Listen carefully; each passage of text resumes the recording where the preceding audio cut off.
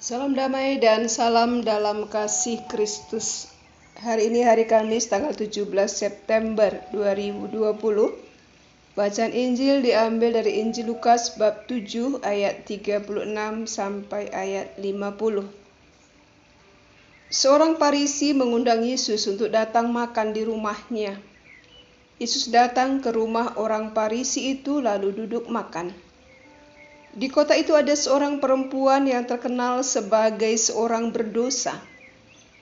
Ketika perempuan itu mendengar bahwa Yesus sedang makan di rumah orang Farisi itu, datanglah ia membawa sebuah buli-buli pualam berisi minyak wangi.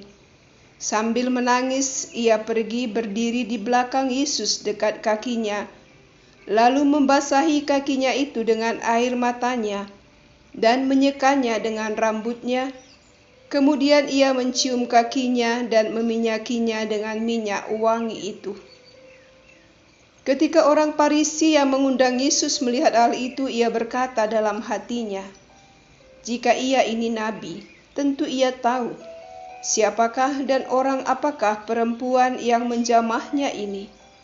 Tentu ia tahu bahwa perempuan itu adalah seorang berdosa."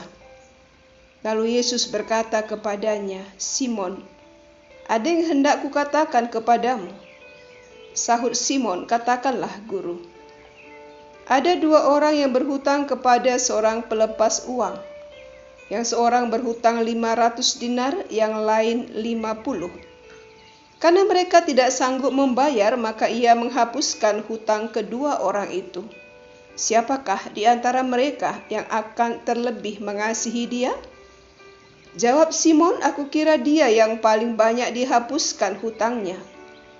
Kata Yesus kepadanya, "Betul pendapatmu itu." Dan sambil berpaling kepada perempuan itu, ia berkata kepada Simon, "Engkau lihat perempuan ini? Aku masuk ke rumahmu, namun engkau tidak memberikan aku air untuk membasuh kakiku. Tetapi dia membasahi kakiku dengan air mata dan menyekanya dengan rambutnya. Engkau tidak mencium aku, tetapi sejak aku masuk ia tiada henti-hentinya mencium kakiku. Engkau tidak meminyaki kepalaku dengan minyak, tapi dia meminyaki kakiku dengan minyak wangi. Sebab itu aku berkata kepadamu, dosanya yang banyak itu telah diampuni, sebab ia telah banyak berbuat kasih. Tetapi orang yang sedikit diampuni, sedikit juga ia berbuat kasih." Lalu ia berkata kepada perempuan itu, "Dosamu telah diampuni."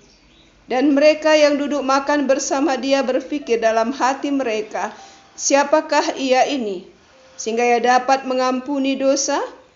Tetapi Yesus berkata kepada perempuan itu, "Imanmu telah menyelamatkan engkau, pergilah dengan selamat." Demikianlah sabda Tuhan. Pernahkah Anda memperhatikan orang berkelahi? Perhatikanlah, ketika orang berkelahi, pada umumnya mereka menunjuk lawannya dan mengatakan, "Kau yang salah," dengan satu jari telunjuk saja. Atau ditambah induk jari, tapi tidak begitu jelas.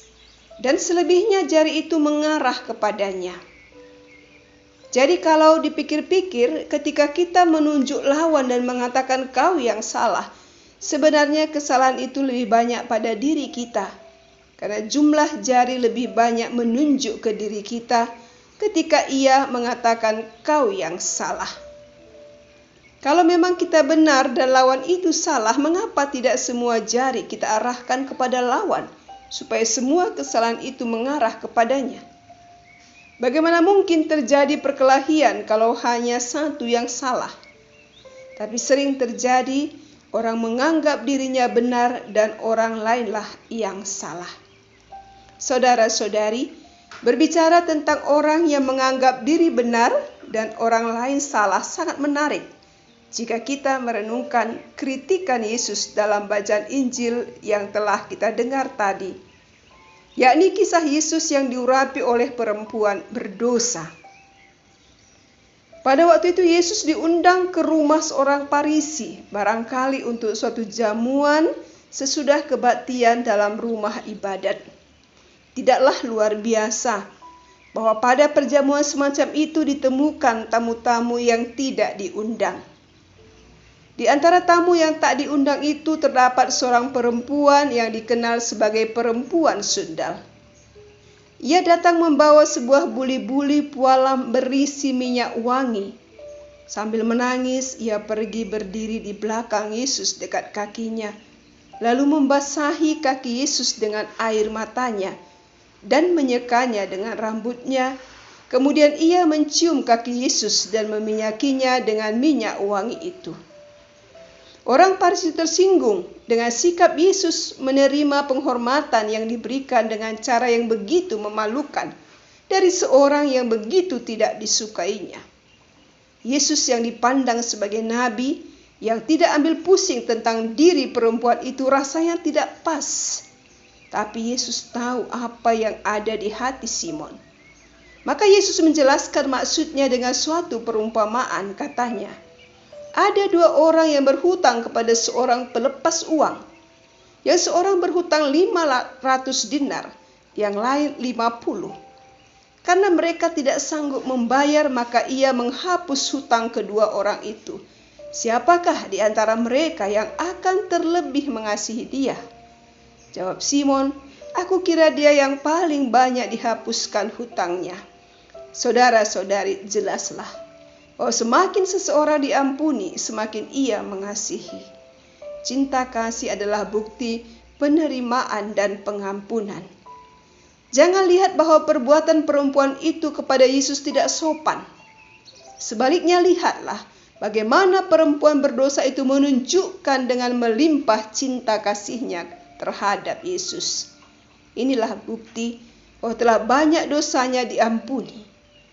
Yesus menguatkan pengampunan perempuan itu dengan suatu pernyataan yang jelas bahwa iman perempuan itu telah membawa keselamatan baginya.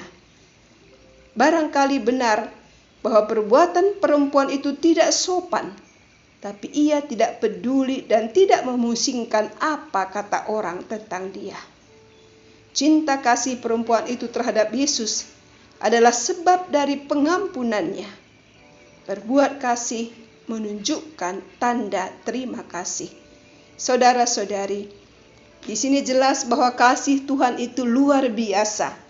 Sebesar apapun dosa kita, ketika kita datang padanya dengan hati yang hancur, hati yang remuk, tersungkur di kakinya, dan mengakui segala dosa-dosa yang kita perbuat, pengampunan pun Dia sediakan bagi kita. Perkataan yang sama akan Yesus katakan kepada kita, dosamu telah diampuni dan imanmu telah menyelamatkan engkau, pergilah dengan selamat. Semakin besar dosa kita, semakin besar pengampunan yang diberikan Tuhan kepada kita kalau kita datang memohon ampun kepadanya. Yang menjadi persoalan adalah, apakah kita mau mengakui bahwa kita ini orang lemah dan orang berdosa? Maukah kita datang kepadanya mengakui dosa dan kekurangan kita seperti perempuan tadi? Atau kita seperti Simon merasa diri sebagai orang baik, suci, dan orang lainlah yang berdosa? Tidak suka orang bertobat dan berubah menjadi lebih baik. Saudara terkasih, agar pengampunan bisa kita alami, keselamatan bisa kita rasakan, dibutuhkan dari kita pengakuan dan pertobatan yang disertai dengan komitmen untuk tidak mengulangi lagi hal yang sama. Mari kita melihat segala kekurangan dan dosa kita, menyadarinya, dan datanglah kepada Yesus untuk memohon pengampunan kepada Dia yang penuh kasih, sehingga kita dapat merasakan kasih-Nya dan dapat menikmati sukacita dalam hidup kita. Amin.